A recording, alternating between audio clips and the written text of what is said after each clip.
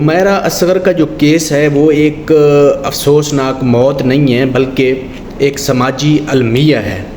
وہ اس طرح کے اس میں ہمارے سیکھنے کے لیے بھی بہت کچھ ہے کہ ہاں جو ہمیں تنہائی، غفلت اور رشتوں کی ٹوٹ پھوٹ کے بارے میں جو نتائج دکھاتا ہے وہ یکسر مختلف ہیں، کہ جو ہم سمجھتے ہیں کہ ہم اکیلے رہیں گے تو ہم خوش رہیں گے، رشتوں میں کچھ نہیں ہے، لیکن سم ٹائم جو اکیلا پن ہوتا ہے وہ انسان کو مار دیتا ہے، ڈپریشن میں چلا جاتا ہے انسان، اور بہت ہی انگزائٹی انسان کا برا حال کر دیتی ہے۔ اچھا، اس کے بعد پھر سب سے بڑی بات کیا ہوتی ہے کہ ہم رشتے نہیں نبھاتے۔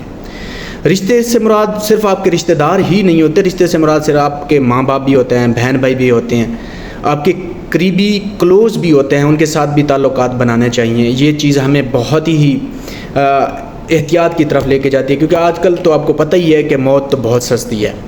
اور اس کے بعد جو چیز سیکھنے والی ہے وہ یہ ہے کہ جو سوسائٹی ہے وہ خود غرض ہوتی جا رہی ہے، کسی کو بھی کسی کی پرواہ نہیں ہے، ہر انسان نفسہ نفسی کے عالم میں ہے، اور اس کے بعد ہر انسان اپنے کماؤ اپنا کھاؤ کے چکروں میں ہے، کیونکہ حالات ہی ایسے کر دیے گئے ہیں ہمارے ملک کے، تو پھر تو لوگوں کا بھی قصور نہیں ہے، تو اس لیے ہمیں یہ خود سوچنا چاہیے کہ ہم کس طرف جا رہے ہیں۔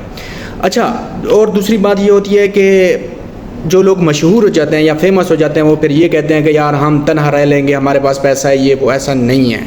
تو یہ جو ریئل لائف کنیکشنز ہوتے ہیں نا، یہ بہت ہی امپورٹنٹ ہوتے ہیں، اور سوشل میڈیا کے فالوورز سے کہیں زیادہ قیمتی ہوتی ہیں یہ جو ریئل کنیکشنز ہوتے ہیں۔ وہ ریئل کنیکشنز کیا ہیں؟